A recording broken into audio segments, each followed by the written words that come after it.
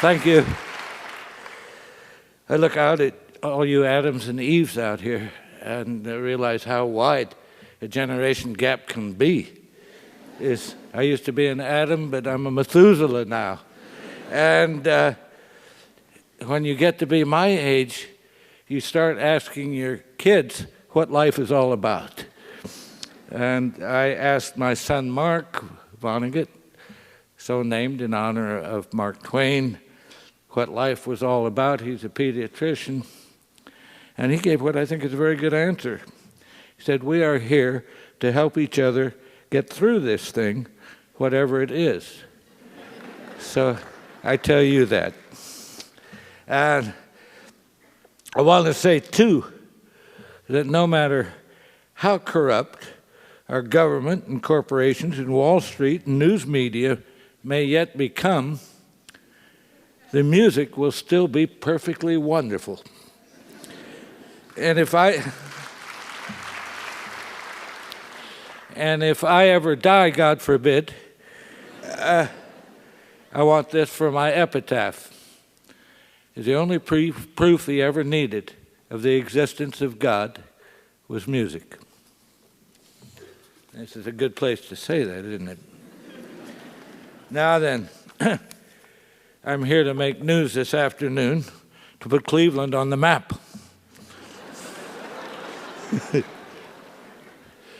I am not running for president, although I know that a sentence, in order to be complete, has to have both a subject and a verb.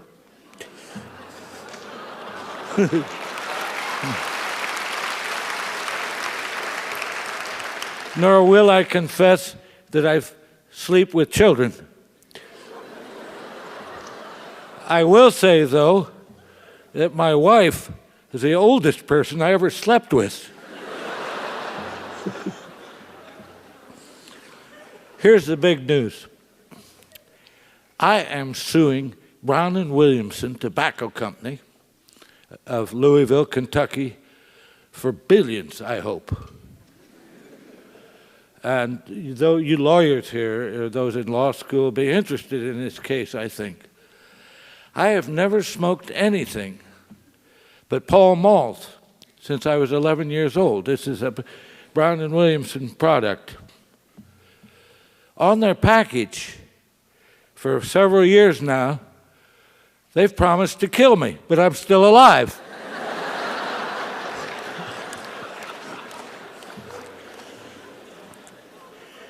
"81 years old. Thanks a lot, you dirty rats." The last thing I ever wanted was to be alive when the three most important, most powerful people on the face of the earth were named Bush, Dick, and Colin.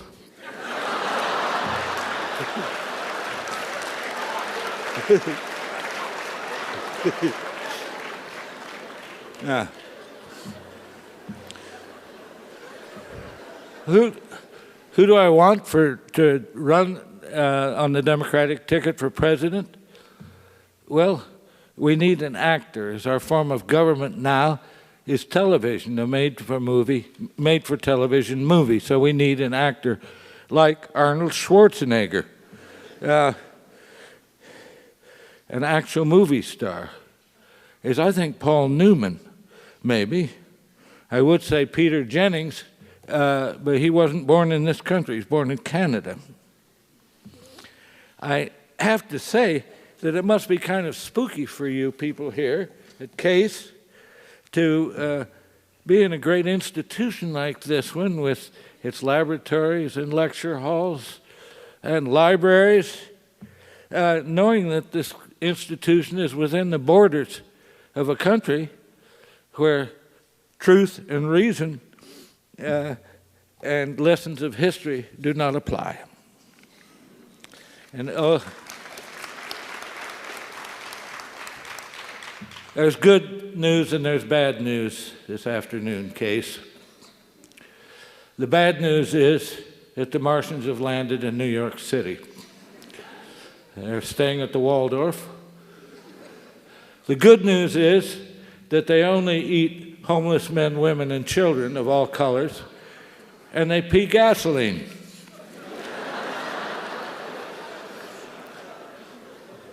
Now, only kidding, of course. Now, as you know, so you'll know whether I'm kidding or not, I'll go like this. That means I'm kidding. If it turns out that Cleveland is likely to be attacked by terrorists, I'll go like this. Don't get the two signals mixed up. Now, I'll have an experiment here. I will say something I obviously don't believe and then signal that I'm not being serious. All right, how about this? Join the army and defend democracy, okay? Oh, I'm sorry, that's the wrong signal.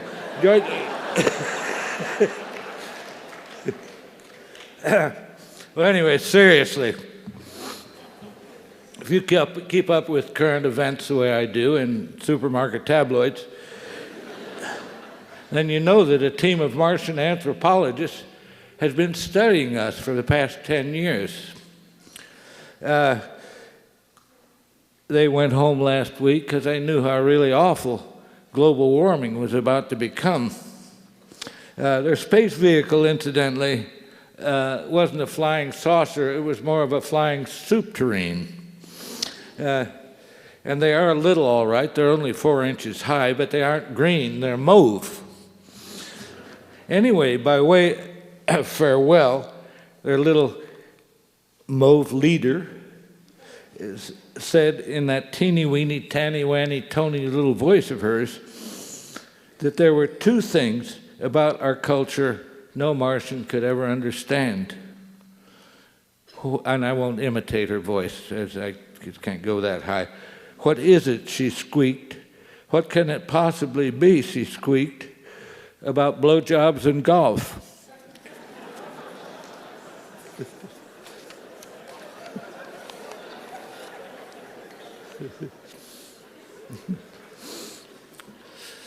What is it like to be this old? Thanks to Brown and Williamson. I can't parallel park with the dam anymore, so please don't watch when I try to do it. Yes, and to all practical purposes, I am now a flaming neuter. I am as celibate as 50% of the heterosexual Roman Catholic clergy.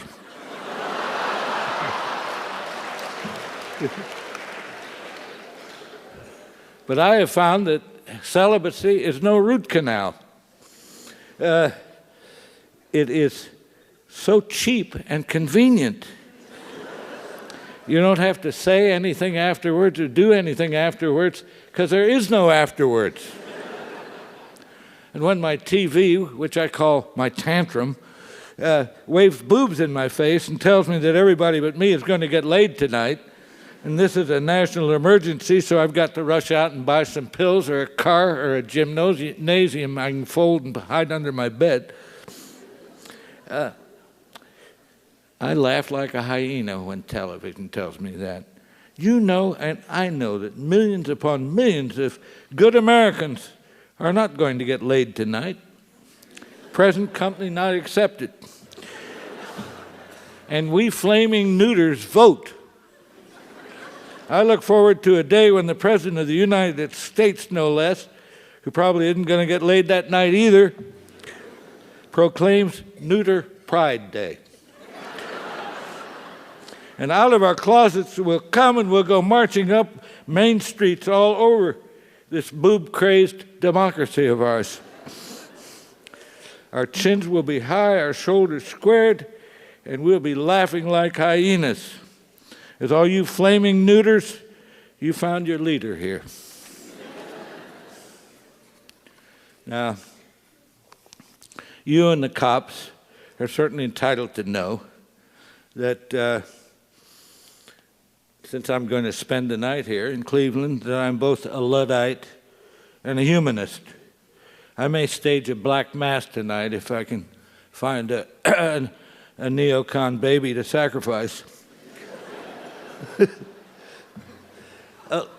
A Luddite is a person who hates certain newfangled contraptions. Forbes magazine asked a bunch of us a while back to name our favorite technologies, and I said the Encyclopedia Britannica and my address book, because they were alphabetical.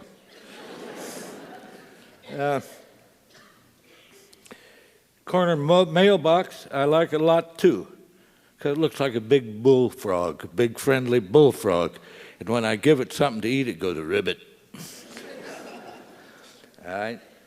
I also like Sharpies. I think that is a major event. Give credit where credit is due. If they'd asked me which technologies I hated most, I would have said nuclear submarines armed with Poseidon missiles with hydrogen bombs in their warheads. How did we, the people, ever come to pay billions of bucks for such a preposterous, genocidal, ultimately suicidal contraption? We were hornswoggled by super salesmen for our armaments industry, which is to say, our federal government.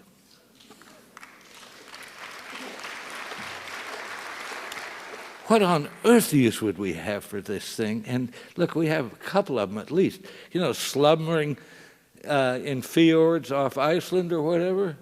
When on earth would we ever turn loose such gadgets? We own them, by God. I hate computers for kids, too. They cheat the kids out of the vital experience of becoming. Instead of becoming, the kid learns how to make the computer become what he himself or herself could have become without one. Yeah. Actually, a computer can do the same thing to a grown-up. I have a son-in-law who's been lobotomized by his computer. He doesn't have to know anything because his computer knows everything. Yeah. I ask him anything and he asks his computer. Because all I wanted was an answer, when what I really wanted was a son-in-law.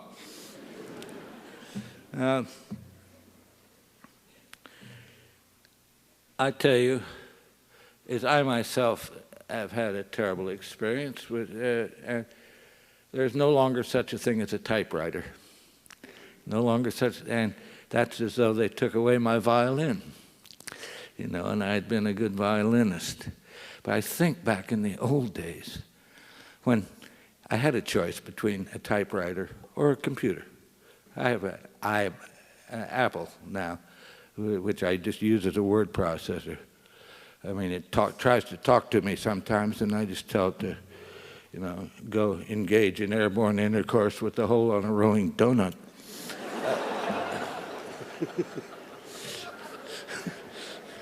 Anyway, back in the old days when there were still typewriters, and you could choose between either a typewriter or a computer. I, of course, chose typewriter, and it was my violin. And there in New York, my wife and I work at home. We both have offices in our home. It's a 4-story house in New York. I work on the top floor. She works on the ground floor.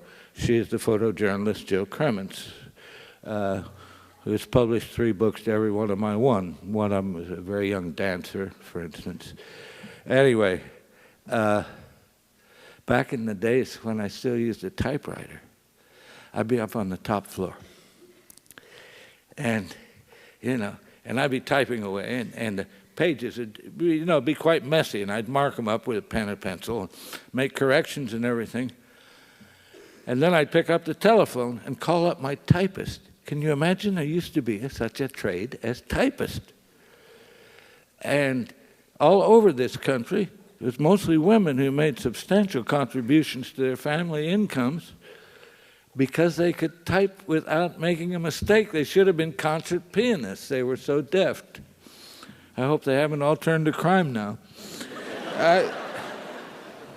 Anyway, in the good old days, I'd have a bunch of pages finally, but really messy, but responsibly edited. I'd pick up the phone and call up my typist, Carol. I'd say, "Hi, Carol. How are you, honey?" And she'd say, "Hi, Kurt, what's up?" Wasn't that nice? And talk about safe sex. Anyway, I'd say, "I got some more pages." She said, "Okay, good, hooray, send them over." And so I'd ask her, about her. I know she had back trouble for a while, and she's got a husband who, well, never mind what her problem is with him. Anyway, I tell her, "All right, I'm going to mail you these pages." And she said, "Okay, look forward to seeing them." And so I taken these pages, and I've put them together with a paperclip. And so I take these messy pages down 2 flights of stairs to the ground floor where my wife works, and I dance on the way down. This is very good exercise. And, what Microsoft, what's the name of the guy who runs it, the richest man in the world? Anyway, he doesn't seem to realize we're dancing animals. Anyway, I danced down the front steps and doing some pretty good stuff, may I say. And my wife hears me going past her workstation there, and she says, "Where are you going?" And her favorite reading when she was a child was Nancy Drew, Girl Detective. And so I say, "I'm going to buy an envelope." And she say, "One envelope? Why don't you buy 100 envelopes and put them in a closet up where you work?" And I pretend I haven't heard her. And out into the world I go with my pages. And what a figure I am. I am a man with a mission. And I go dancing down our front steps and out on the sidewalk, sort of an understated buck and wing, I would say. And, because people are so cheered up and excited to see a man so full of purpose. What can those papers be? They must be terribly important, and he must be terribly important. And may I say, I think I look quite sexy. Anyway, I go down the sidewalk, and I'm headed for a news store where they sell not only magazines and newspapers, but lottery tickets and stationery and so on. And, on the way, I may stop a woman and ask her what kind of crazy dog that is she's walking. It looks like a half Labrador and half Chihuahua. Or if a fire engine is going by, I might give them thumbs up, because I'm all for firemen. Anyway, off I go, the man with a purpose, and I go into the news store there, and there's a long line, mostly for lottery tickets, but I know their stock. And so I go back and I get an 8.5 by 11 envelope, manila envelope. And people are I'm a celebrity, but everybody is very polite and pretends they don't know who I am.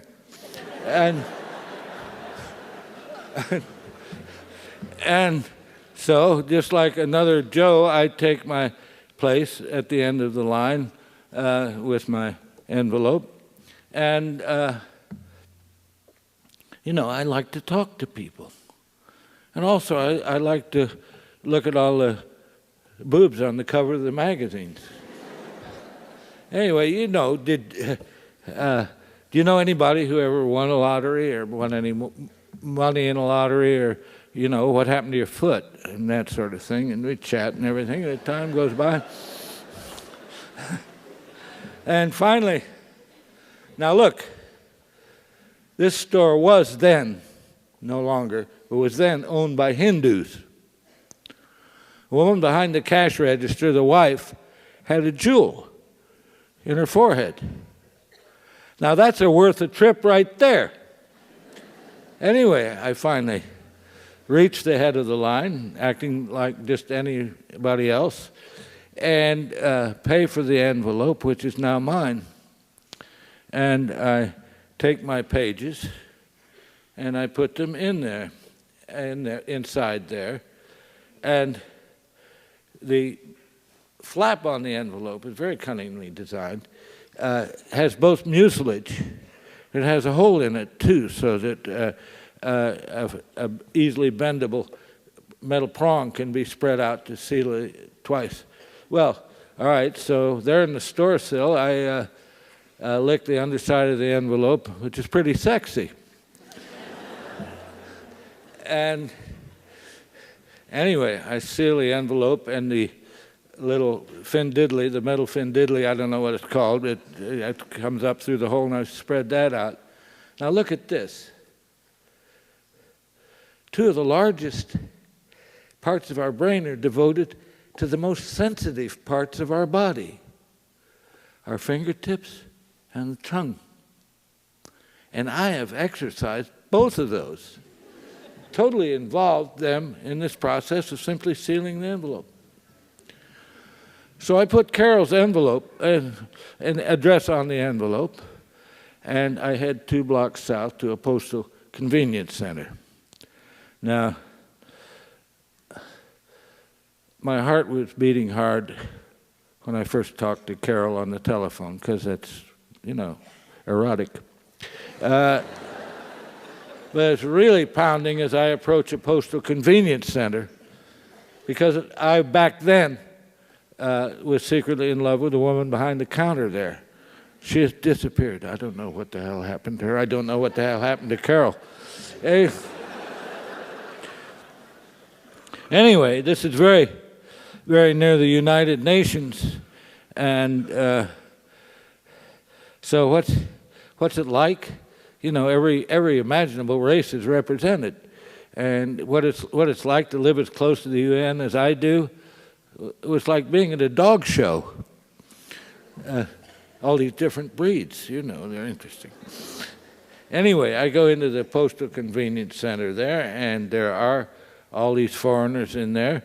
And the woman I love, again, there's a long line, is behind the counter. I've never seen her from the armpits up, because she's always behind the counter, and she's also sheathed in the blue smock, the official blue smock of the post office department with the eagle on the bosom. But what she does with her neck and head to cheer us up every day, it's so generous. It's never the same thing. And she knows she's doing this. She's making us happy, and it's so generous of her, because it must be a lot of work. As sometimes her hair will be all frizzy, and that's kind of funny. And then the next time it'll be really straight. Sometimes it'll be in braid. Now this is to entertain us, because she knows how drab our lives are. And I don't know if she was born without eyebrows or whether she plucked them out. In any case, every day she looks different, because she can paint on a different set of eyebrows.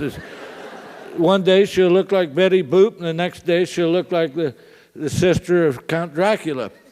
And I missed this, but I heard that one day she actually painted on a Hitler mustache, and I wish I had done that, but she was doing that sort of thing to cheer us up. And so, all right, I talked to foreigners there in the line ahead of me, and not giving a sign. That's how much I love this generous woman. And if it's a Chinese, I might say to him, as how grateful Americans are to the Chinese for movable type and pasta and gunpowder. If it was an Arab, obviously an Arab, is I might thank him and say, for the Arabs, for the numbers we use, and for algebra. And, that's why George Bush hates the Arabs, is they invented algebra.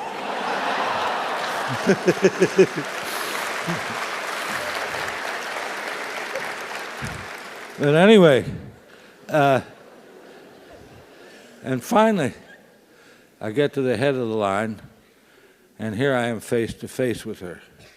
Oh, God, she looks wonderful. I think it was black lipstick that day. And I'm not kidding you. I talk about lipstick, it'd be It could be axe murder red, it could be any color, and it's all so exciting, and it all cheers us up, and there's all kinds of stuff hanging from her ears and around her neck all the time. One time, she actually hung fresh radishes around her neck to cheer us up. Anyway, I keep a perfectly straight face, and I think so does she. And I just simply hand her the envelope and asking her to weigh it and tell me the proper number of stamps to send it on its way. And I think if I had broken the spell, if I had suddenly blurted out, "I love you," we both would have fallen to pieces as though made of glass and just been shattered, because I would have broken something very magical. And so all I said, is how much? And and so she tells me how much, and I pay her, and out I go, and here I've got this, what was once a blank envelope, empty envelope, full of pages, and it's addressed. It has become an animal raring to go. It's got a stamp on it. It's got stamps on it. What a transformation. This is no ordinary envelope anymore. I go to the mailbox, my friend on the corner, the big bullfrog, and I feed it the envelope. And it says ribbit, and it swallows it. And I go home, and I have had one hell of a good time. And let me tell you, we are here on earth to fart around, and don't let anybody ever tell you any different.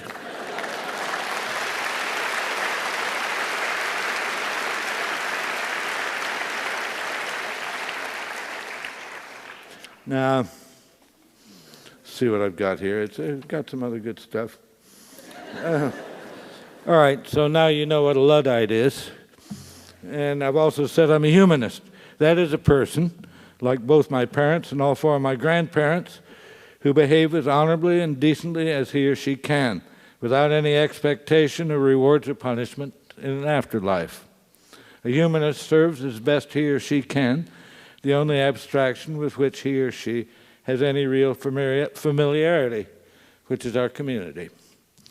Now, I am honorary president of the American Humanist Association, having succeeded the late great science fiction writer Isaac Asimov in that totally functionless capacity.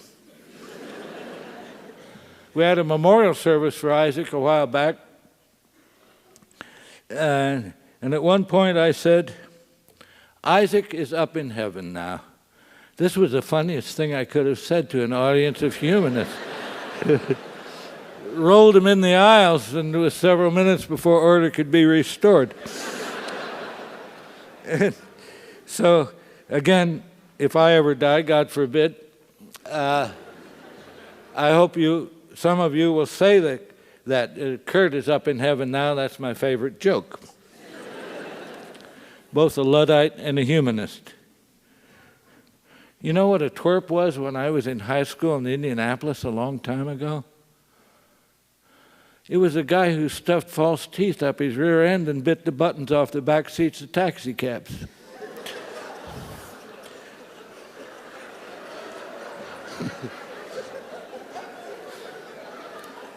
You know what a snarf was? It was a guy who sniffed girls' bicycle seats.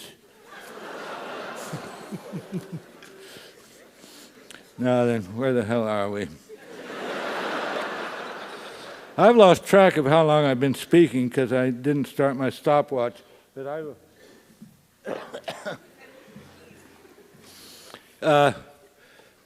I have had a technical education, and but every time I've been on a faculty, I've been in the English department, although I've never been an English major, and I have tried to bring scientific thinking to literary criticism, and there's been very little gratitude for this.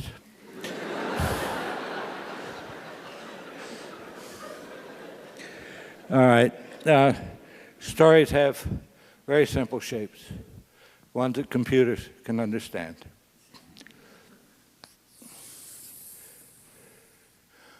This is a GI axis, good fortune, ill fortune, death, terrible disease, poverty, boisterous good health, happiness up here. This is the BE axis, beginning, entropy.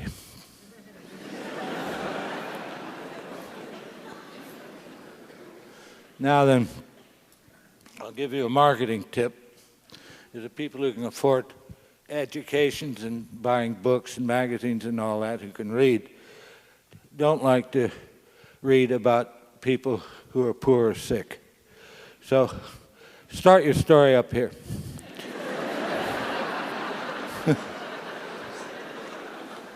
Now, the simplest story, and if you stay home and watch this on television, it'll be told again and again and again. Nobody ever gets tired of this story. I call it Man in a Hole, but it needn't be about a man in a hole. Somebody gets into trouble, gets out of it again.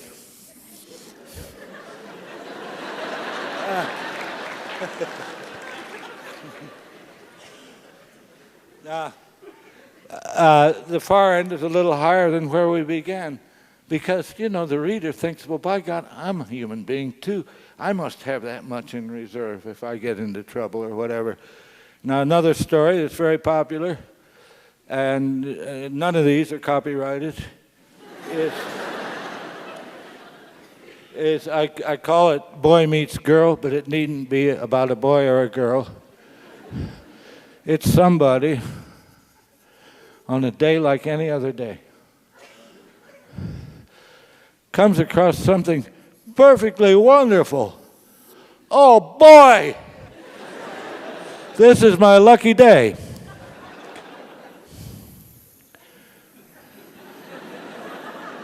Shit.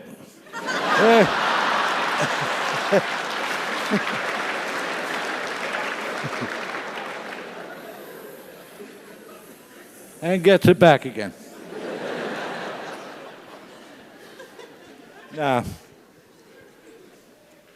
as has been said, I have a master's degree in anthropology from the University of Chicago.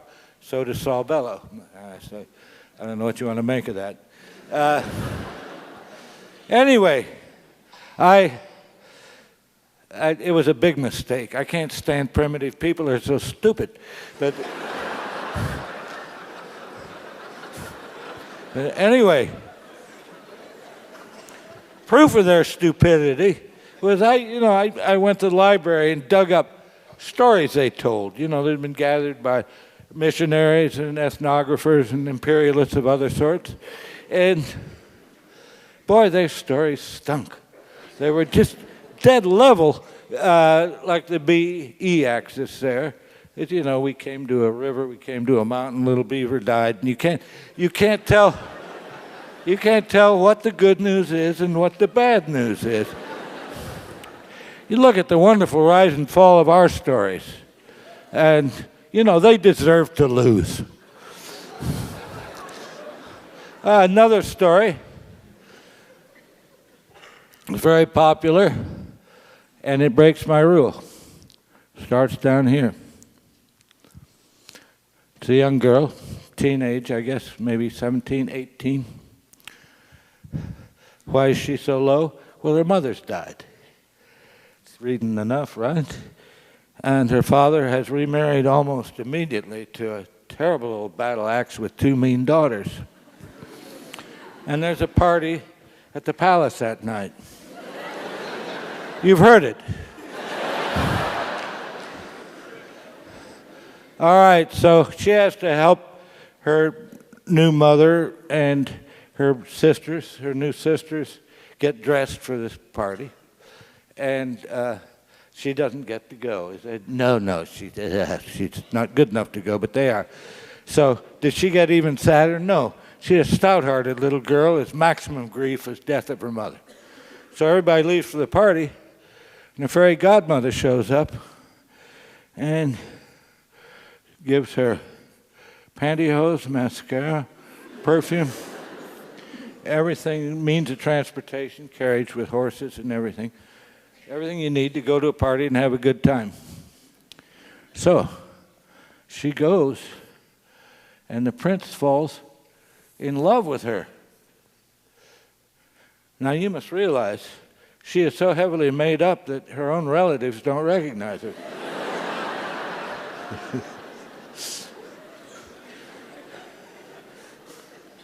Okay, so the clock strikes 12, as promised, and so she loses all the stuff. It's all taken away, and the fairy godmother said that was going to happen. There's a very steep drop here. It doesn't take long for a clock to strike 12. Does she drop down to the same level? No. For the rest of her life, she'll remember the time she was the belle of the ball. So she poops along at this considerably improved level until the shoe fits and she becomes off-scale happy. Now, there's a Franz Kafka story. Very pessimistic. Starts down here. There's this rather unattractive, not particularly nice-looking, not very personable young man who has a really lousy job and disagreeable relatives. And so it's time for him to go to work again. And he is turned into a cockroach.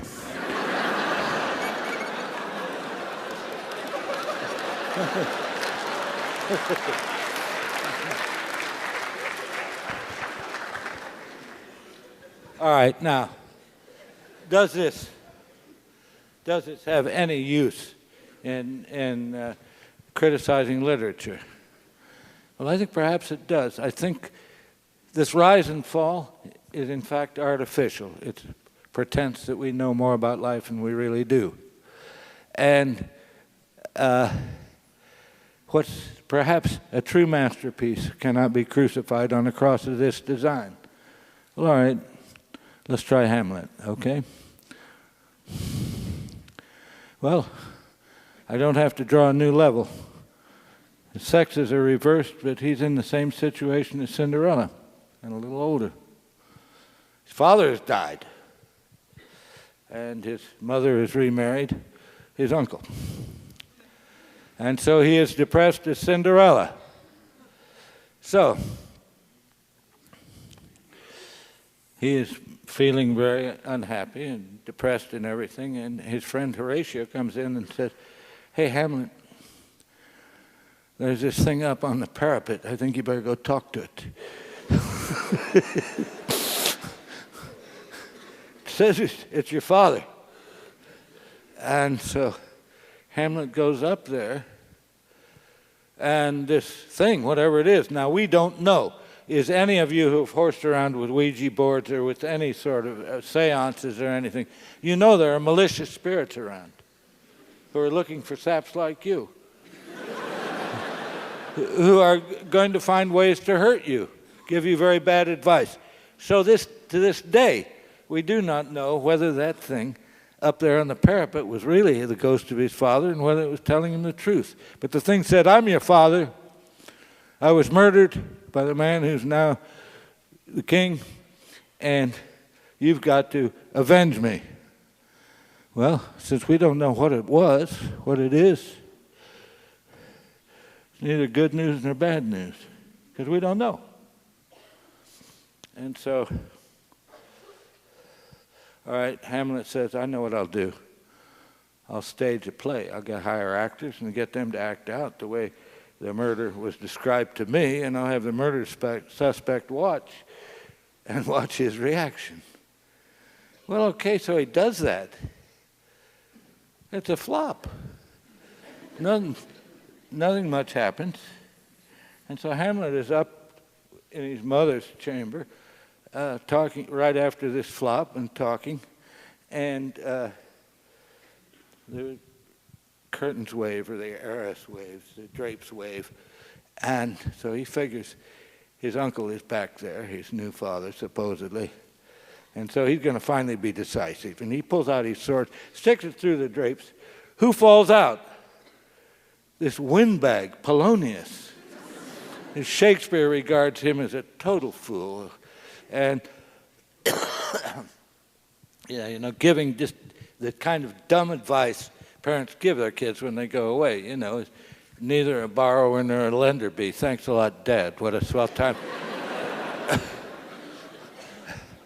Anyway, is this terrible? Is Hamlet going to get arrested or what? No, it's neither good nor bad news. Just something that happened. All right. So finally, Hamlet gets in a duel and is killed.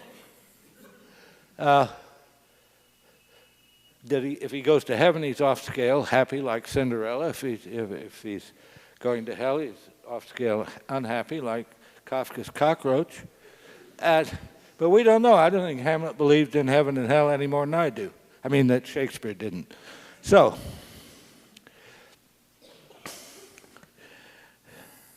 I would just prove to you that Shakespeare was as poor a storyteller as any Arapaho. But I haven't. I have, in fact, told you why this is respected as a masterpiece. We are so seldom told the truth. And in Hamlet, Shakespeare tells us. We don't know enough about life to know what the good news is and the bad news is, and we respond to that. Thank you, Bill. Now, if you think, all we do is we pretend to know what the good news is and what the bad news is, and you think about our training in this matter, all we do is echo the feelings of people around us. Just imagine a little kid, 3 years old, maybe 4, and the parents are so excited.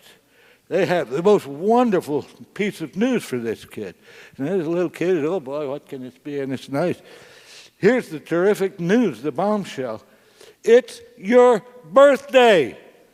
What could be a more empty piece of information? And so the kid goes, wah, wah, wah, wah. And it goes on, is our team won? Wah, wah, wah, wah, wah. Our candidate won. Wah, wah, wah, wah. So, although I don't believe in heaven, I would like to go up to such a place once just to ask somebody in charge, hey, what was the good news and what was the bad news? Because we can't be sure. Now, every lecture I've ever given has included my tribute to my Uncle Alex, my brother's kid brother, who was a graduate of Harvard and a wise man, but just an insurance salesman in Indianapolis. He was childless. But what Uncle Alex found objectionable about so many human beings is that they so seldom noticed it when they were happy.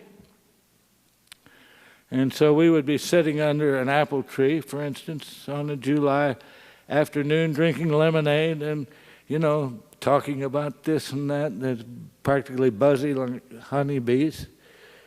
And Uncle Alex would stop everything and say, wait a minute, stop. If this isn't nice, I don't know what is. And so he would do that again and again, and it was very good advice, and I've taken it up.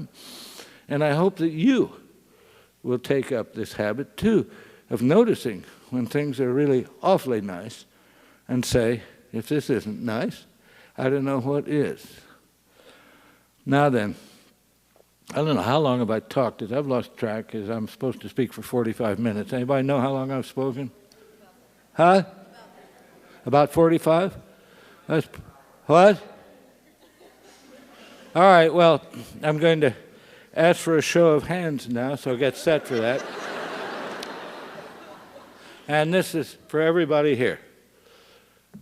Everybody, no matter what age. How many of you have had a teacher at any point in your whole educational career, primary school, high school, college, grad school, how many of you have had a teacher who made you prouder to be alive, happier to be alive than you had previously believed possible? Would you show up your hands, please? Those of you who have. All right. Now then, would you please say the name of that teacher to someone sitting next to you?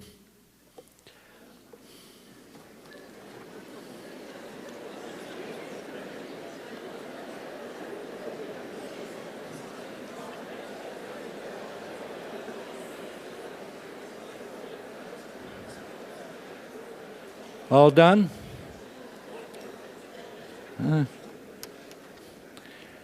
If this isn't nice, I don't know what is. Music, please.